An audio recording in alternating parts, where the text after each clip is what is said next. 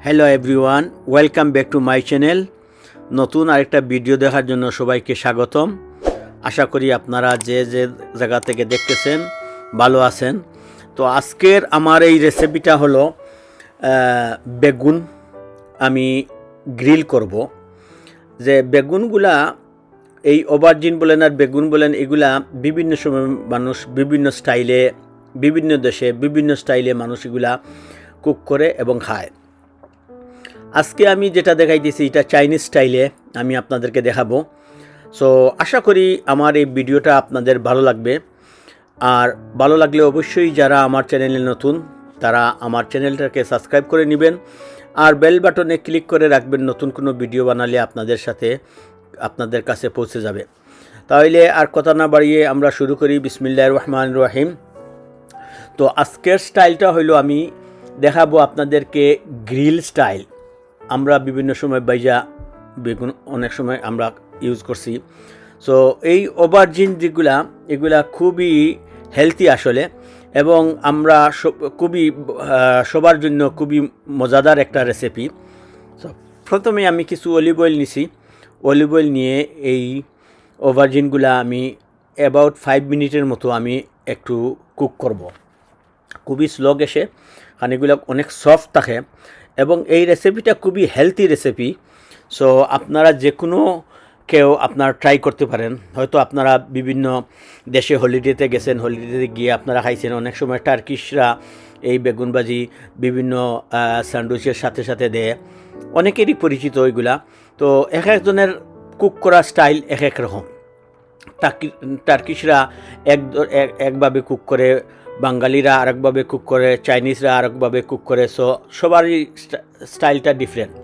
তো আজকে আমি আপনার দেখাইতেছি চাইনিজ স্টাইল তারা কিভাবে কুক করে। সো আপনারা কুক করতে পারেন, এটা আপনার মেইন ডিশ হিসাবেও খাইতে পারেন, সাথে অন্য কিছু দিয়েও খাইতে পারেন। তো আজকের এই রেসিপিটা খুবই ভালো লাগবে। আমি দেখাইতেছি আপনাদেরকে কিভাবে আমরা করছি। তো কিছু আমি গার্লিক, চিলি আর স্প্রিং অনিয়ন এই তিনটা মিলাই আমি এখন এই আমার অবার্জিন যে সময় আমি আগে কিছু হাফ কুক করে রাখছিলাম, একটু গ্রিলের মতো করে রাখছিলাম, এটার সাথে এখন মিক্স করব।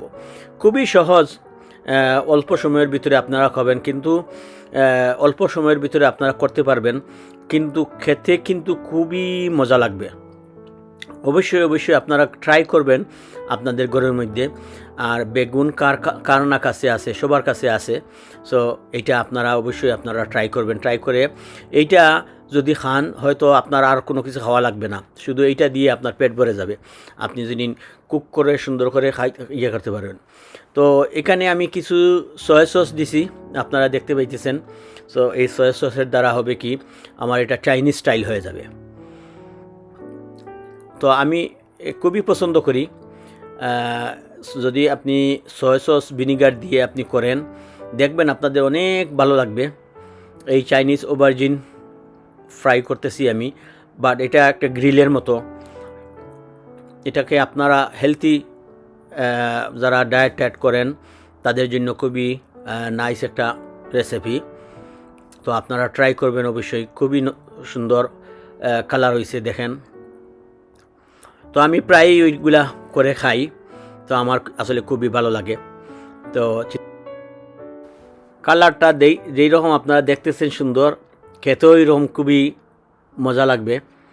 সো আপনারা ট্রাই করবেন অবশ্যই। দেখেন আমি প্লেটে নিয়ে দেখাইতেছি। সো রেডি হয়ে গেল আমার চাইনিজ স্টাইলে অবার্জিন, গ্রিল অবার্জিন। দেখেন কি সুন্দর লাগতেছে।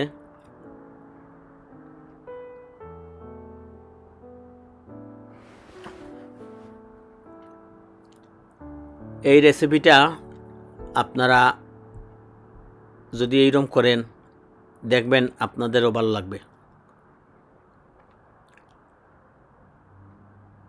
সুন্দর কালার আসছে।